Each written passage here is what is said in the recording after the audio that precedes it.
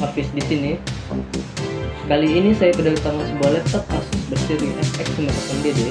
Kemarin Zephyrus mengeluarkan laptop AMD yang digabungin dengan Nvidia. Sekarang Asus mengeluarkan seri TUF AMD yang udah digabungin dengan Nvidia. Sebenarnya ini sama dengan yang sebelumnya, AMD digabungin dengan Nvidia seri Zephyrus. Bedanya ini line up-nya sudah masuk ke seri TUF.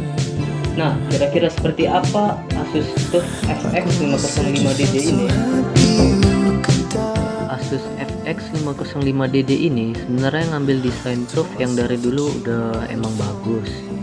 Casesnya sama, darboardnya sama, jadi nggak ada bedanya desain TUF yang memakai prosesor AMD sama yang Intel. Kalau buat laptop harga segini ya nggak heran lah kalau memang bodinya terbuat dari plastik semua.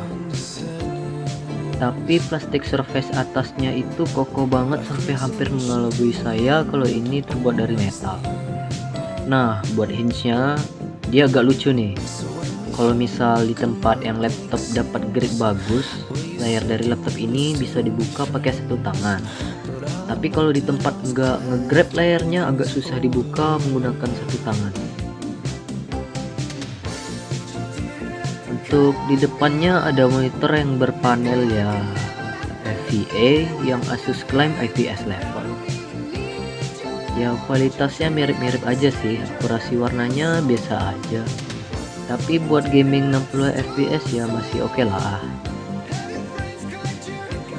Melihat ke bawah, keyboard dari TUF yang kali ini sangat menarik kalau menurut gua karena keyboardnya Strix Scar yang turun ke TUF tipe sekarang.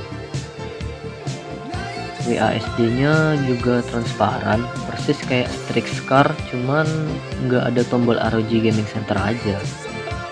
Backlight dari keyboard ini sendiri udah RGB, tapi masih cuma satu zona. Backlightnya ini sendiri bisa diatur lewat Armoury Crate-nya Asus. Pokoknya desain bagian dalamnya ini mirip banget sama ROG termasuk touchpadnya. Cuma ya didampingi logo TUF aja sih, bukan ROG. Masuk ke konektivitas, di sebelah kanan portnya kosong, nggak ada apa-apa kecuali Kensington lock. Sementara di sebelah kiri ada charging port, LAN port, full HDMI port, one USB 2.0, 2 USB 3.1 Gen 1 dan audio combo jack. Jadi mereka lebih berfokus pada satu sisi laptop aja untuk isi importnya. Dimana di sisi kanan nggak ada apa-apa. Performa dari Ryzen 5 Picasso yang dikombinasikan dengan GTX 1050 cukup menarik juga. RAM-nya 8GB, cukup banget buat main-main game AAA zaman sekarang. Tapi karena RAM-nya single channel, performanya jadi agak ketahan dan ada beberapa frame drop di game yang saya tes. Jadi kalau kalian pengen ngambil laptop ini, jangan lupa siap-siap buat upgrade RAM-nya agar dapat full performance-nya. Tapi buat kalian yang memang penasaran buat performa dual channel RAM ini, kita benchmark juga sebagai berikut. Di game e-sport Valorant, kita masih bisa mendapat overall di FPS 150-an. Untuk di Death Stranding sendiri bisa stabil di angka 40-an dan ada sedikit frame drop mungkin karena belum SSD kali ya. Dan yang terakhir untuk di Genshin Impact mungkin bisa stabil di angka 50-an. Jadi overall semua game yang udah buat tes tadi bisa berjalan di high settings. Suhu dari TUF bisa berjalan juga nggak panas-panas banget.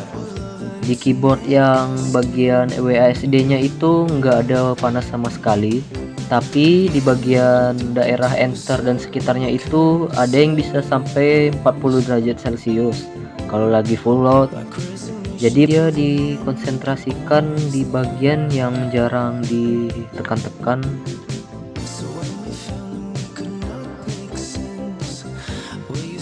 Kalau ngomongin CPU-nya sih mungkin ya nggak panas-panas banget. Ya seperti AMD Ryzen 5H pada umumnya. Saya juga kaget ternyata Asus TUF FX 505DD ini juga ngasih thermal management yang bagus. Gua nggak tahu apakah ini buat good job untuk Asus apa untuk AMD, tapi gue berikan jempol untuk keduanya. Menggunakan laptop ini selama semingguan ya kayaknya sih oke-oke aja. Desainnya bagus, nggak norak-norak gaming banget. Switch dari keyboardnya enak buat diketik karena sama dengan Scar yang lama. Tapi karena touchpadnya tidak menggunakan Windows Precision Driver, mungkin dia agak tidak akurat untuk ditekan-tekan.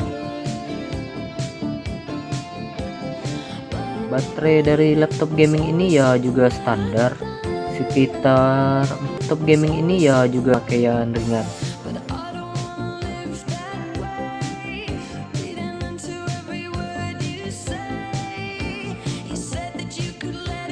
Dimensinya sendiri ya oke buat portabilitas, gak terlalu berat atau kegedean buat dibawa kemana-mana.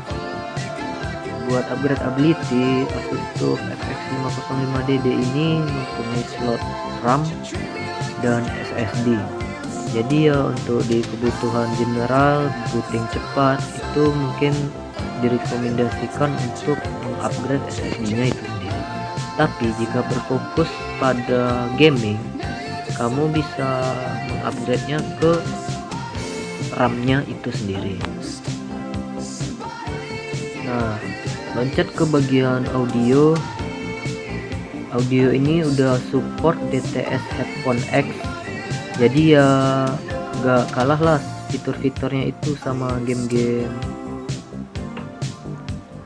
Nah, loncat bagian ke audio, laptop ini udah support DTS Headphone X, jadi ya gak kalah lah fitur-fiturnya dengan gaming laptop kelas atas. Tapi kalau misalnya ngomongin tentang speaker, ya standar laptop gaming di harga 10 jutaan.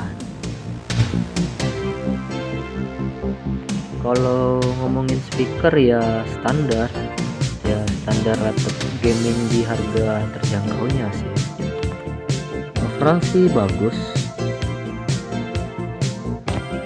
Jadi kesimpulannya, Asus TUF ini sangat recommended untuk kalian beli di serinya dengan harga yang terjangkau. Kenapa? Speknya aja yang merupakan AMD Ryzen 5 yang digabungin dengan Nvidia, tapi juga fitur-fiturnya yang udah bagus seperti DTS Headphone X dan keyboard turunannya dari Scar yang versi sebelumnya, dengan cases yang bagus seperti ini. Jadi ini sangat worth it di harganya untuk kalian beli. Untuk sekarang laptop seri AMD udah mulai naik pamornya. Bisa kita lihat nanti persaingan dengan AMD ini dengan yang sebelah ini bakal ketat banget atau enggak, karena AMD udah memberikan performa yang sangat bagus dan efisien di harganya yang sangat terjangkau. Terakhir itu aja sih yang bisa saya sampaikan. Jika kalian suka dengan video ini silahkan tekan tombol like dan subscribe.